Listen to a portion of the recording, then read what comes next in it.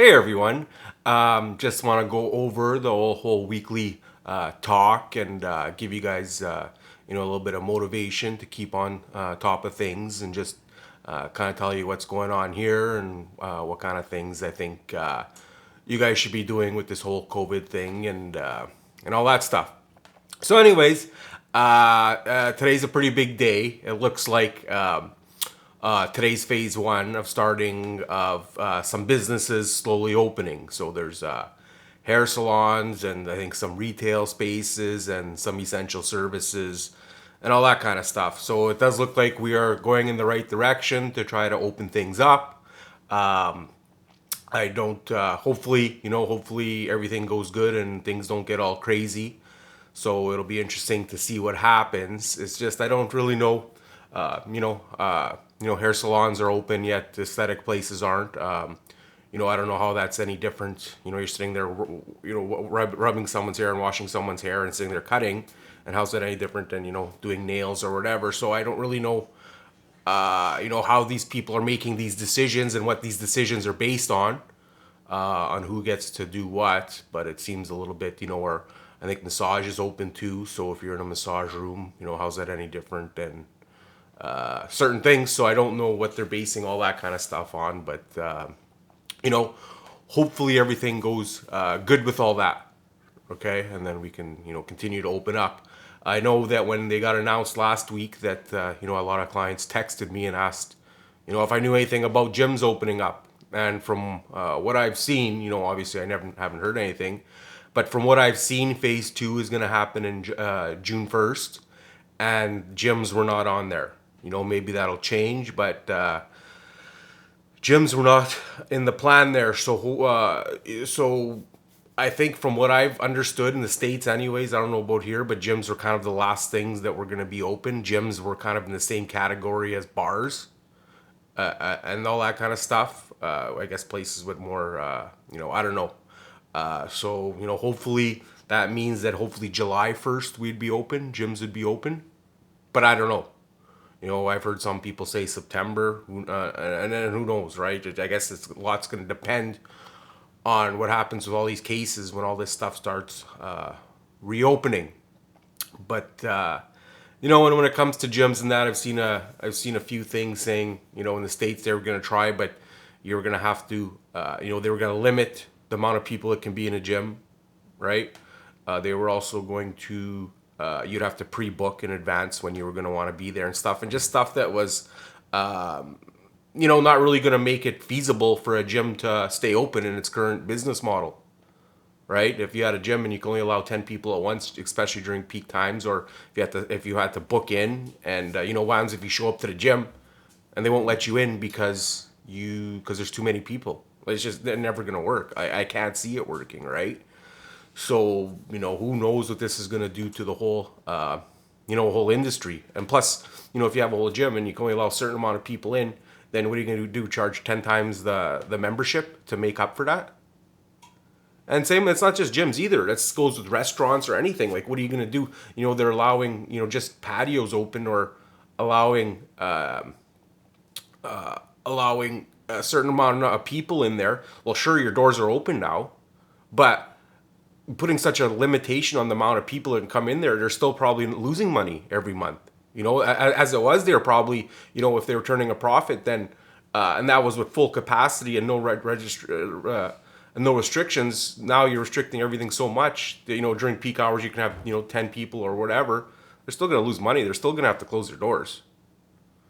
So I think there's going to become this thing that this is just my personal opinion. I know everyone's safety is of utmost importance, but at some point they're going to have to. I just don't know how these places are going to stay open if they're heavily restricted. So, like I said, if a restaurant's going to stay open, what are they going to? And they have such limitations on people, then, sure, okay, their doors are open, or even hair salons, if they're only allowing 10 people in there or whatever, and they're usually allowed 20 or 20 stylists going, they got a lease to pay too, right? So if you're restricting it so heavily on there, and then who can sit in the waiting room, blah, blah, blah, it's just never going to work unless they, make up, change a business model and charge way more for that, which who knows, maybe that's the way things are going. I don't know. And then, I had, I'm not the expert on this COVID, but then I seen people talking yesterday, that a vaccine might be around, not be around for 3 or 4 years. People don't know. There's still no vaccine for HIV. There's still no vaccine, for all these viruses.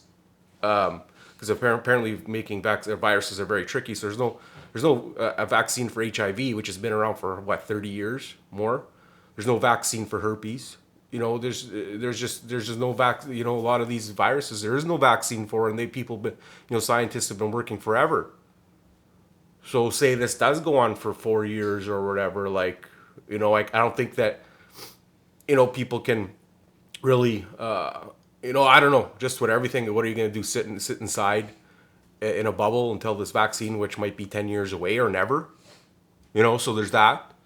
And also I hear a lot of talk now that there's a lot of people, everyone's staying inside and not doing anything like that. Well, you're actually now making your immune system even worse because you're not going out and doing anything. And I get in your immune system is strengthened by constantly dealing with little germs and bugs and all that through daily life. But now if you're locking yourself up in your house in your bubble and you have all this disinfectant and stuff like that and constantly washing your hands, now your immune system is even worse, right?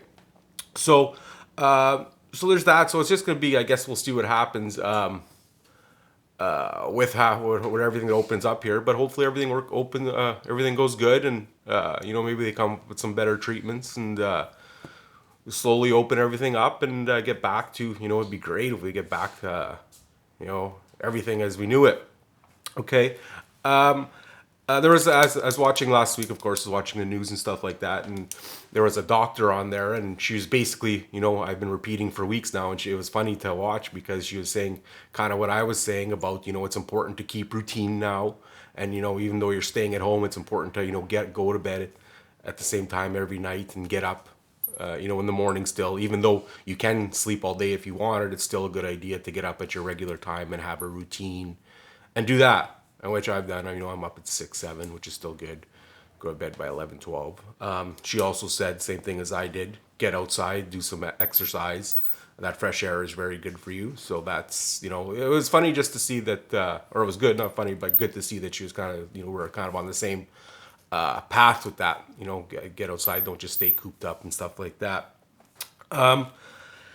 So last time, last time I sort of went into it a bit, and I thought, when I didn't really plan it. It just came out as I was talking, and I do want to touch on that a little bit more because I was like, I finished a thing, and I was like, wow, that was pretty good, and I believe that I do want to go a little bit deeper into this.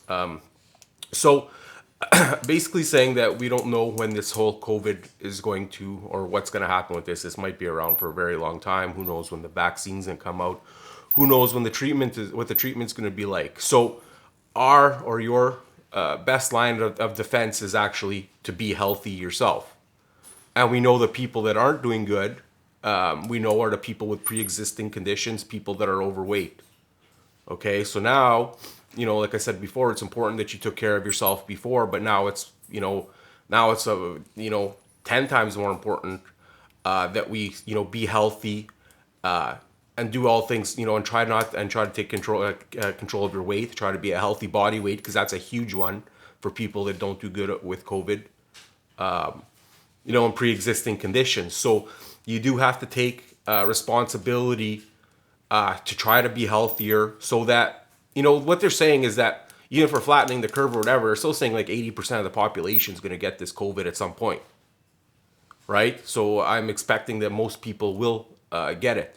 Unfortunately, the good news is that some people don't even realize they have it, but then the bad news is there's some people that obviously don't do too good. So I think that a person has to plan that, or assume that they're going to get it somewhere down the road. That's kind of what I'm doing. I'm like, okay, well, I'm going to get it. Hopefully I don't, but you got to prepare for the worst. And what you want to do is you want to, basically try to get past it the best way possible. And the best way, there's no medication they're going to give you. There's nothing they're going to give you to help you prepare for this. You got to actually be healthy yourself and maximize your immune system. And that's what it means. Like, I'm not saying you have to work out like 100 times a day, but even getting out daily and doing a brisk walk for, half an hour or 45 minutes. That's huge, for your immunity and your health and everything. I would still eat good. You get your fruits and vegetables. Stay away from the crap, and try to get that body weight down, which goes with the dieting and all that stuff. So, get your sleep, all that stuff. You want to take care of yourself so that if you do get this, that you're able to fight it better. Also, I've seen that vitamin C is still good to take with, if you get it or before you get it. And also, I've seen that people that don't do as good have lower levels of vitamin D. We all know that vitamin D is super important all the time. That's one of the supplements that I actually do give clients all the time is vitamin D3. So it is important.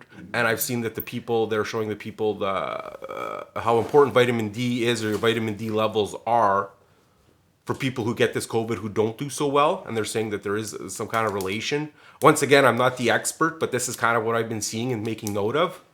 So vitamin D we get from the sunlight, and we also get vitamin D from supplementation. So I would definitely up your supplementation on that, vitamin D3, right? And yeah, that's about it. So like I said, hopefully you guys are all doing good. For a lot of you guys, I'm talking to some people that are working the whole time, which you guys are very lucky. Today there's some people are going back to work, and then hopefully everything goes back to somewhat normal here. So just keep up with everything. Now that the weather is nice, go outside and get your exercise and fresh air. A lot of people have the time now. So, I think you got to look at this, just this whole health thing of like dieting and exercise. And like I said, it doesn't have to be vigorous, doesn't have to be crazy. But I think that now this is, should be a part of everyone's daily plan or checklist of, yes, this is what I'm doing for myself and my immunity and being healthy and all that. That there's actually, a very important reason that you keep on top of this. So anyways, that's it. I hope you guys have a good week. And yeah, I'll see you guys in the next video.